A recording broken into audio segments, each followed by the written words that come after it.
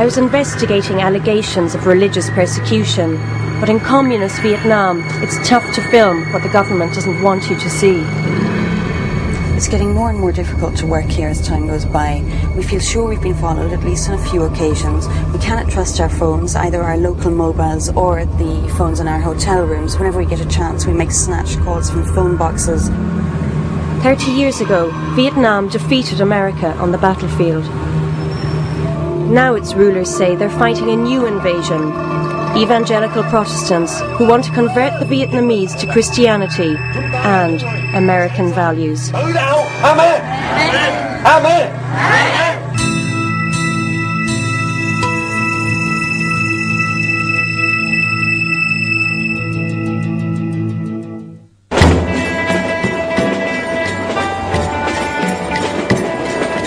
We were on the Reunification Express.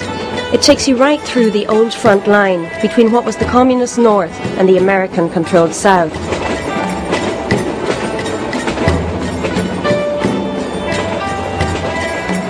With us was a government minder, Mr. Ding Ling. It was his job to decide what we could and couldn't film. There may be no freedom of the press here, but the Communist Party has made its peace with capitalism. Vietnam has flung open its doors to foreign companies and foreign investment. After China, this is the fastest expanding economy in Asia. This man comes from Hanoi. He and 14 of his friends and colleagues are on their way to Saigon, where they're going to work in construction. The reason they go there is there's better money and a demand for labour. Vietnam's communist rulers fought America to keep capitalism at bay. Now they rely on it. The prosperity it's bringing helps keep them in power. If you want to see how the Communist Party has adopted the American ideology it fought to defeat, try some war tourism. Our minder, Ling, took us to the Cu Chi tunnels, one of the bloodiest battlefields of the war. First up, the souvenir shop aimed at American tourists. For a couple of dollars you can buy a replica lighter engraved with a motto popular among American GIs of the time. Death is my business and business has been good. Below the ground are nearly 200 miles of tunnels from where Viet Cong guerrillas would launch operations. Colonel Chow Lam was one of them.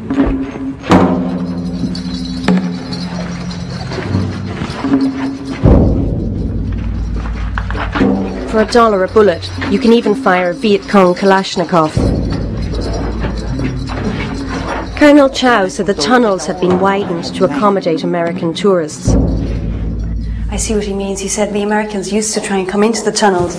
Not only was it too dangerous for them, they used to get killed. They were simply too big to fit in there. Their soldiers were huge compared to the Vietnamese. The tunnels had become a major tourist attraction.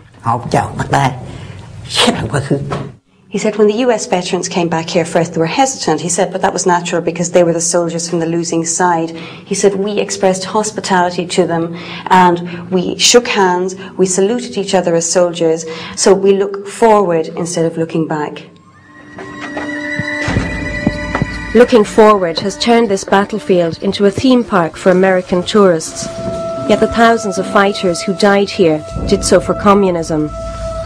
Vietnam's rulers have to decide how much more Western ideology can be allowed before the war is seen as pointless and their authority threatened. It's no idle debate. Millions of Vietnamese died in the war. What's his name?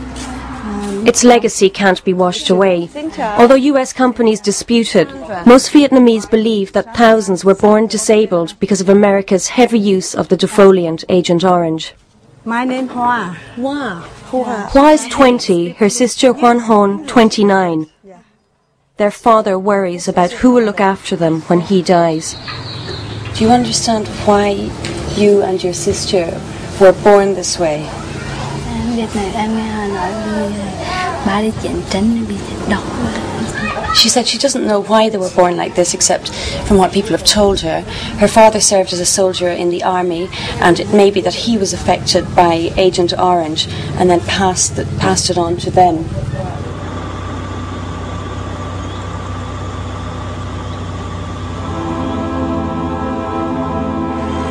To its people, this is Saigon, capital of the old South Vietnam. To the authorities, it's Ho Chi Minh City, named after the wartime communist leader. The Communist Party is drawing the line against Western ideology. Above all, the growing popularity of American-style evangelical Christianity. I slipped away from our minder to meet an undercover Western missionary. He said religious persecution was growing. The authorities in this country are able to say that America lost the war with guns and bullets and bombs, but America still wants to overthrow our system, and the weapons of peaceful evolution are democracy, human rights, and religion. So religion is seen as a tool to still interrupt and even overthrow the communist system over here.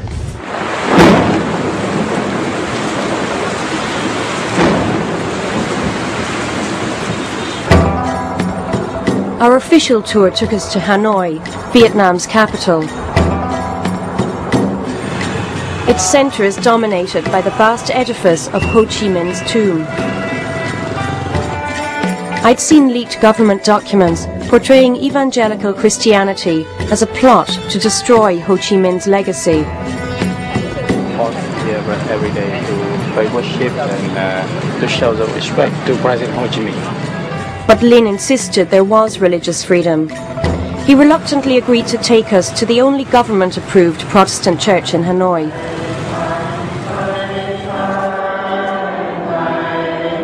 Government-approved churches, Catholic and Protestant, are strictly controlled to ensure they don't threaten the Communist Party's authority.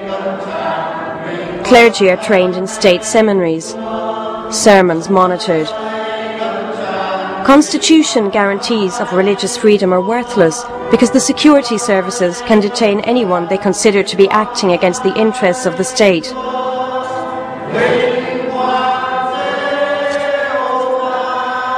For Christians, it's dangerous to speak out. But to our minder's shock, that's exactly what someone did. They will answer if I'm a translator. I'm sorry, but they ordered that. That's okay, isn't it, Ling? Because you will also be here. A young woman called Huyen took me over to some men from the countryside who said they were being persecuted for their faith. They said they were Zhao tribesmen from the far north, that where they lived there were no approved Protestant churches, so they worshipped in illegal house churches. They have a house church. We just come in the house and we worship together. They said when they held their private services, the authorities shut them down. They have not yet made the proper... Mr. Ling said they had not made the proper applications to have their churches approved. I got the impression Huyen and the men had heard this speech before. The activities are approved. They listened politely. Then the men said it would make no difference. Christians would still be beaten and jailed. They said that if they ask for permission, they have no permission. Mr. Ling asked for the interview to end. Okay, so thank you very much. Come on. Our interview had put them at risk, but they said they wanted people to know the truth. If they get into trouble, if anyone gives them a hard time, please try and get word to me. In the car afterwards, Ling was unhappy. So what should we do next to investigate this further? These people have said one thing, you're saying something else, so how do we get to the bottom of it? Lin's job was to stop us finding out more. Can we go there and go to one of their house churches? There was no response. We were worried our videotapes from the church might be confiscated. We made copies and arranged for them to be smuggled out of the country. It was just as well. Before we left Vietnam, the tapes from the church were indeed confiscated.